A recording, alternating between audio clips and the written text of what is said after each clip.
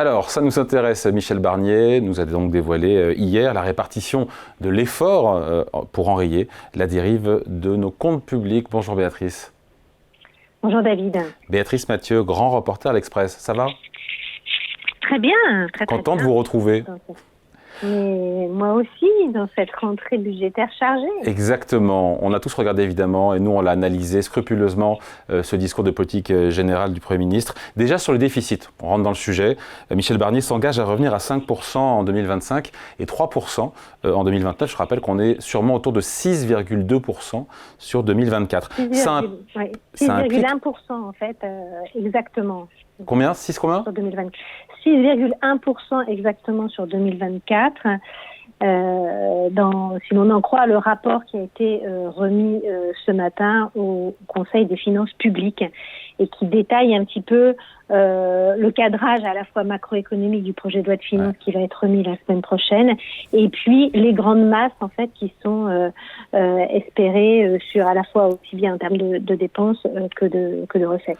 Ça implique un effort autour de 40 milliards d'euros. Antoine Armand, ministre de l'économie, l'a redit ce matin, enfin l'a dit ce matin sur RTL. On se dit quoi, ce 5% en 2025, 3% de déficit public en 2029? On se dit que c'est ambitieux, ça assurément, mais est-ce que c'est réaliste? Est-ce que c'est jouable? Alors, la marche est déjà très élevée sur 2025. Hein. Alors, c'est vrai qu'il y a une bataille des chiffres. Il y a un peu une confusion depuis ce matin sur les chiffres qui sont annoncés, puisque le ministre de l'économie parle de 40 milliards d'efforts et à Bercy aussi, son directeur de cabinet et ce qui est présenté au Conseil porte là sur 60 milliards d'efforts. C'est-à-dire qu'ils disent, si rien n'était fait, pour revenir à 5% à la fin de l'année prochaine, il faut faire 60 milliards d'efforts budgétaires. Ça veut dire qu'il y aura Béatrice, je vous coupe, pardon, mais passer de 6,1 à 5, c'est un point de PIB. Un point de PIB, c'est un peu moins de 30 milliards. C'est pas 60. Oui, on doit mouiller comme ça. Oui, tout à fait. C'est pour ça que je vous dis, il y a depuis ce matin, en fait, beaucoup d'incohérences et de chiffres qui sont donnés par Bercy. Entre ce que vous dites, un point de PIB, c'est 30 milliards.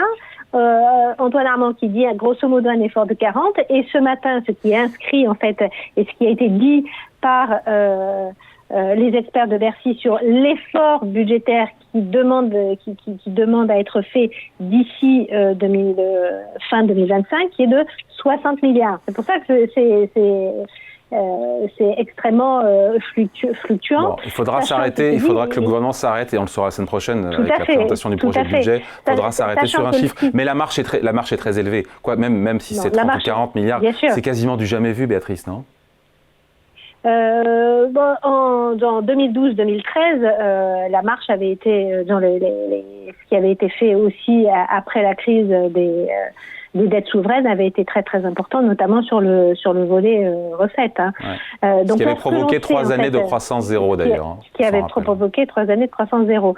Mais ce que l'on sait sur la répartition en fait de l'effort, parce que ça effectivement vous avez raison, peu importe 30, 40 ou même 60, c'est la répartition entre ce qui va être demandé, c'est les 2 tiers, 1 tiers.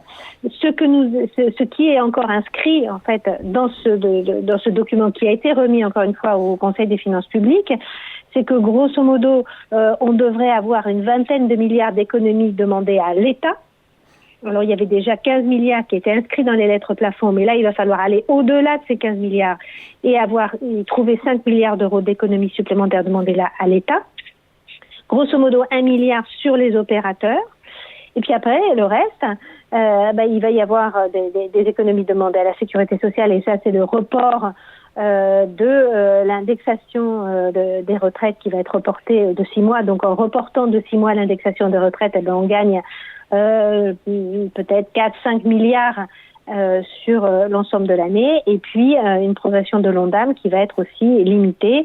Et aussi peut-être 3-4 milliards qui seraient demandés aux collectivités locales. Ça, c'est pour le volet dépenses. Juste une petite question, pardon Béatrice, sur la partie dépenses et État, vous avez dit 20 milliards sur 20 milliards, les lettres plafond pour le commun des mortels qui ont été données juste avant le départ du gouvernement démissionnaire. C'est quoi les lettres plafonds, qu'on comprenne bien?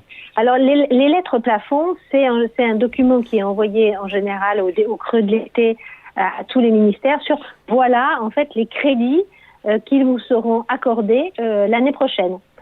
Et donc là, le gouvernement sortant avait commencé quand même à travailler sur une ébauche de budget et donc avait envoyé mi-août, avec du retard par rapport au calendrier traditionnel, ces fameuses lettres plafonds. Et dans ces lettres plafonds, le Premier ministre, Attal, avait déjà prévu des économies par rapport à ce qui avait été fait en 2024 d'environ 15 milliards d'euros. Donc, le gouvernement, dans son projet de budget qu'il va présenter la semaine prochaine, reprend ces économies de 15 milliards d'euros et rajoute une louche aux environs de 5 milliards d'euros supplémentaires, ce qui fait une enveloppe sur des économies demandées à l'État pour 2025 d'environ 20 milliards. Et le reste sur la dépense publique? Le reste, ça sera donc des économies qui vont être faites sur la sécurité sociale, donc sur les retraites, puisque si on reporte l'indexation des retraites sur l'inflation, si on la reporte de 6 mois, ça veut dire qu'on fait donc une économie de 6 mois sur les pensions. Un gel sur 6 mois? Oui, c'est ce qui a été retenu, c'est ce qui sera présenté la semaine prochaine, puisque la semaine prochaine, on va avoir à la fois le projet de budget et à la fois le projet de financement de la sécurité sociale, le PLFSS. On va avoir les deux budgets qui vont être présentés la semaine prochaine. Donc ça, c'est ce qui a été, ce qui est retenu, et tout comme aussi des efforts aussi sur les dépenses maladie. Bon, après, on a eu plus d'infos quand même sur la partie hausse d'impôts, qui est plus documentée, un peu plus dans les infos qu'on a eues hier de Michel Barnier, que sur la partie économie sur la dépense. Ce que l'on sait, et encore, on n'est pas totalement rentré dans le détail sur les taux d'ailleurs qui vont être Les grandes entreprises seront mises à contribution, mais la question c'est à partir de quel seuil? À combien? Voilà, à partir de quel seuil et à quel taux? Donc, ce que l'on sait, c'est que les grandes entreprises, effectivement. J'ai vu passer au-delà de 1 milliard d'euros de chiffre d'affaires sur taxe d'impôt sur la société qui passerait de 25 à 33, 8 points de plus pour une recette fiscale de 8 milliards. Voilà, l'idée serait de revenir au niveau antérieur, en fait, ce qui était fait avant les baisses d'impôts. Mais juste sur une année, Béatrice. Ce qui a bien été répété et redit encore au Conseil des finances publiques ce matin, c'est que c'est une contribution exceptionnelle et transitoire.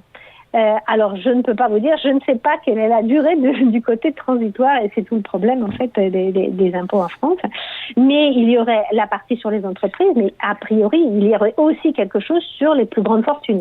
Alors, Antoine Armand, ministre de l'économie, ce matin, a dit pas touche au barème de l'impôt sur le revenu. Mais le Premier ministre hier a demandé une contribution exceptionnelle aux plus fortunés. Je crois que c'est le Parisien qui a fait fuiter, ça demande confirmation, un triplement de la contribution exceptionnelle sur les hauts revenus, CEHR, qui rapporterait 3 milliards d'euros. Voilà, il y a ça. Et il y a la petite musique. Alors, ça a été peu repris, mais Michel Barnier a glissé ça dans son discours en disant il faut aussi réfléchir sur un impôt minimum sur le revenu des plus grandes fortunes. Alors ça sera sans doute pas. C'est des travaux qui sont longs à mener, donc ça sera sans doute pas inscrit dans le projet de budget de présenter la semaine prochaine, mais ça renvoie à tous les travaux qui ont été faits aussi par l'Institut des politiques publiques et qui montraient en fait que grosso modo les plus grandes fortunes, les 0,001 les plus fortunés en France avaient un impôt qui était d'un taux d'imposition qui était d'environ 26%. Et donc c'est un taux moyen. Donc ceux qui ont un impôt inférieur finalement à ce 26% pourraient se voir taxés pour revenir à ce niveau-là de 26%. Exactement. C'est des travaux Quoi d'autre sinon? Quoi d'autre, Béatrice? On n'a pas appris grand-chose au-delà de ça sur nos questions d'impôts, de dépenses publiques, de déficit. On a fait le tour ou on oublie quelque chose là? Non, on n'a pas appris beaucoup plus, sauf qu'il y aura des mesures effectivement supplémentaires sur les malus sur les véhicules les plus polluants. Il y aura sans doute aussi en matière d'aide aux entreprises, puisque là aussi la question de la dépense fiscale, hein, donc des crédits d'impôt sur les entreprises qui seraient peut-être rabotés ou retouchés, hein. Et là on a tout le monde a en tête à la fois le crédit d'impôt recherche et peut-être la niche du trail. Donc il faudra voir ce qui va être fait aussi sur ce qu'on appelle la dépense fiscale. On en saura plus la semaine prochaine. Merci beaucoup. Explication, décryptage signé Béatrice Mathieu, grand reporter à l'Express. Merci Béatrice. Merci David, Salut. à bientôt.